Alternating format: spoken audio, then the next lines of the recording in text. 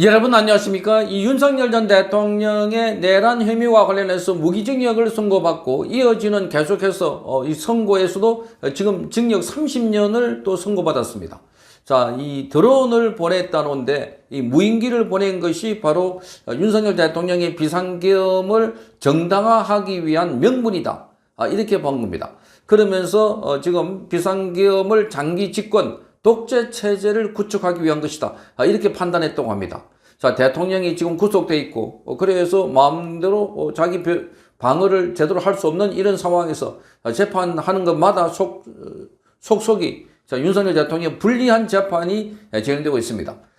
자, 세인들의 관심은 점점 멀어지고 있고, 그리고 윤석열 대통령에 대한 변호인단들도 아주 힘겨운 변호를 하고 있는데 관심을 많이 가져야 되지 않을까 이렇게 보여집니다.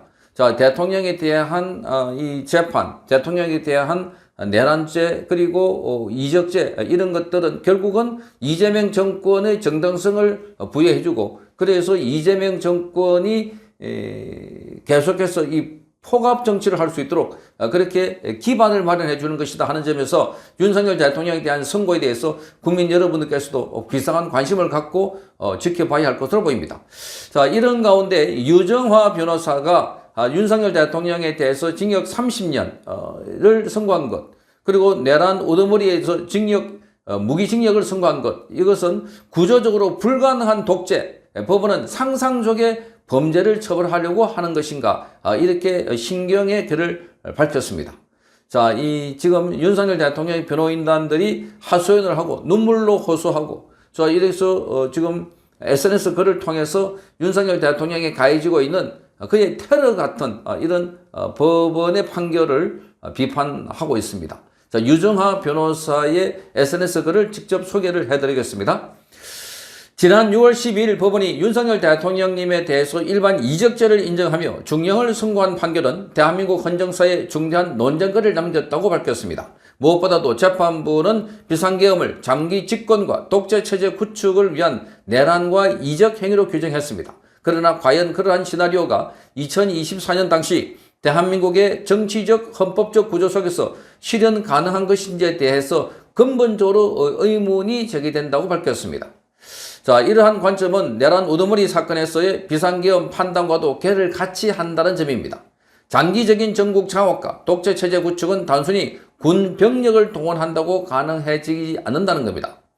계엄을 통해 정치 상황을 근본적으로 바꾸고 장기간 유지하려면 무엇보다도 국회의 계엄 요구를 차단할 수 있어야 한다는 겁니다. 국회의 계엄 요구를 차단할 수 있어야 된다. 자, 이를 위해서는 대통령에게 국회 해산권이 있거나 최소한 당이 국회에서 압도적 다수 의석을 확보하고 대통령이 당을 강력하게 장악하고 있어야 한다는 점입니다. 과거 유신체제와 5공화국 시절이 그러했습니다. 1972년 유신체제 당시에는 대통령이 여당과 국회를 강하게 주도할 수 있는 정치적 기반이 있었고, 제5공화국 시기에는 헌법상 대통령의 국회 해산권이 인정되는 등의 장기적인 전국 운영과 통제를 위한 제도적 수단이 마련되어 있었다는 겁니다. 그러나 2024년 대한민국은 전혀 다른 상황이라고 설명하고 있습니다. 현재 제6공화국 헌법 아래서는 대통령에게 국회 해산권은 존재하지 않습니다.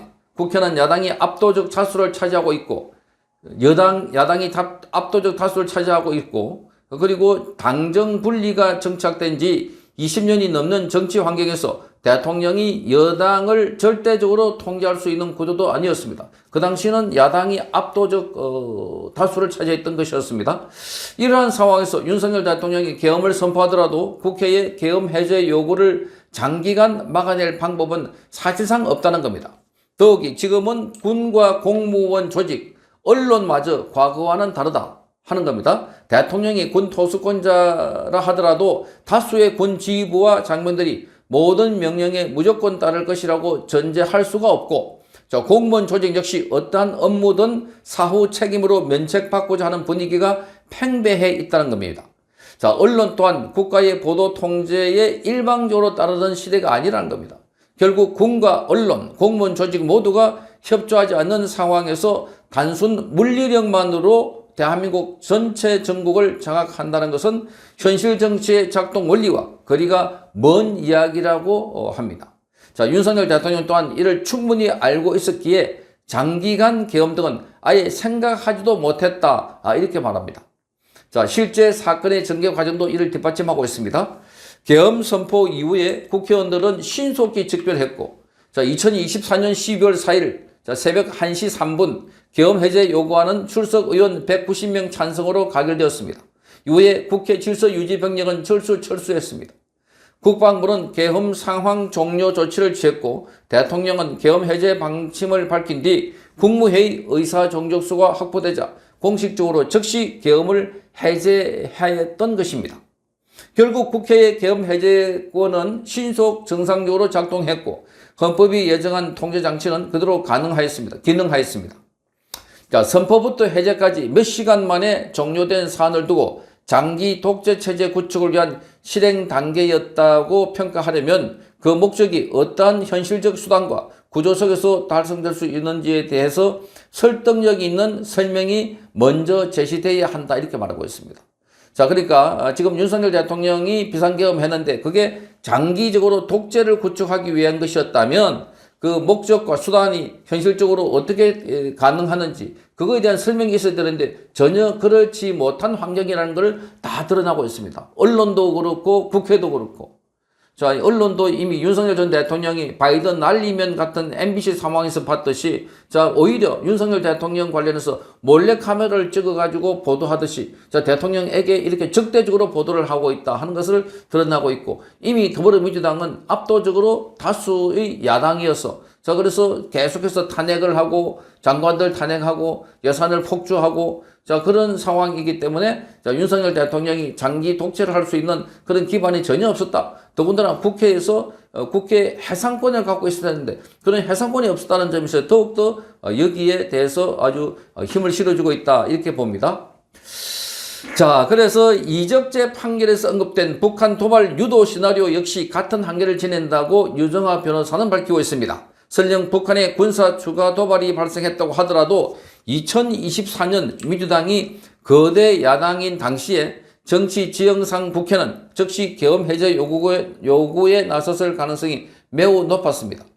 결국 국회 해상권이 없는 대통령, 압도적 다수 의석을 가진 야당, 그리고 독립적으로 움직이는 언론과 여론, 자, 법치주의에 따라 움직이는 군과 공무원 조직이라는 현실 속에서 국회의 계엄 해제 요구를 물리적으로 저지하며 계엄을 장기간 유지한다는 것은 정치적 상상에 가까운 시나리오일 뿐이다 이렇게 말하고 있습니다.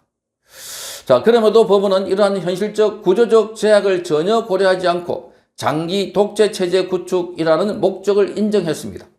자, 이를 전제로 내란죄 내지 일반 이적죄를 적용해서 무려 무기징역과 30년의 중형을 각 선고했습니다. 그러나 형사재판은 가정된 위험이나 추측된 의도가 아니라 증명된 사실에 의해서 판단되어야 합니다. 특히 사실상 무기형에 준하는 중형을 선고하려면 범행 목적과 실행 가능성에 관한 엄격하고도 치밀한 증명이 선행되어야 한다고 밝히고 있습니다.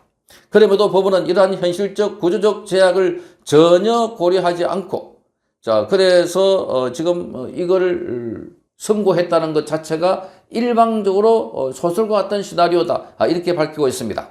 항소심 계속 중인 내란 우두머리 사건에서의 무기징역, 자, 얼마 전 1심이 선고된 일반 이적죄에서의 30년형은 단순한 양형의 문제가 아니라고 밝히고 있습니다. 그것은 앞으로 대한민국 형사법이 객관적 사실과 엄격한 증명 위에서 서 있는지 아니면 추정과 상상에 기초한 서사 위에 서 있는지를 묻는 시험대가 될 것이라고 유정아 변호사는 밝히고 있습니다.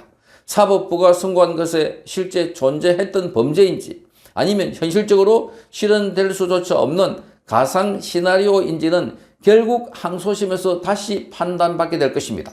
그러나 법원은 상상을 처벌하는 기관이 아니라 사실을 판단하는 기관임을 잊어서는 안 된다 이렇게 밝히고 있습니다. 자, 이걸 딱 들어보면 지금 그야말로 법원이 소설을 쓰고 있는 상상을 하고 있는 자, 가상 시나리오에서 이 판결을 했다. 자, 이렇게 볼 수밖에 없는 그런 상황이다 하는 것입니다. 변호인 입장에서도 피고인 당사자의 입장에서도 국민의 입장에서도 보면 너무나 어처구니 없는 판결을 내리고 있습니다. 자, 무기징역, 거기다가 또 징역 30년, 선고가 내려졌다면 중형입니다. 윤석열 대통령은 이미 악마화 만들어 놓고 거기에 딱 꽤 맞추는, 그래서 윤석열 대통령이 비상기업을 통해서 자, 이 장기 독재 정권을 하려고 했다.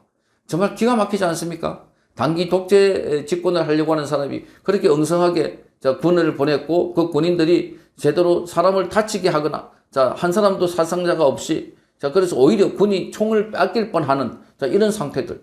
자, 이 명령을 받고 간 사람들은 처음에 어디로 가는지 몰랐다는 겁니다. 자, 이런 게 지금 가능했을까? 그러니 지금 재판부의 재판이 얼마나 무리했는지를 잘 드러내고 있는 대목이다. 지금 투표지 부족 사태와 관련해서 많은 사람들이 시위를 벌이고 그리고 항의를 하고 있습니다. 자, 윤석열 대통령의 재판은 갈수록 사람들의 기억과 관심 속에서 멀어지고 있는데 그럴수록 더욱더 엄벌에 처하고 엄벌을 내리고 중형을 선고하는 자, 이런 악순환이 계속되고 있다는 것.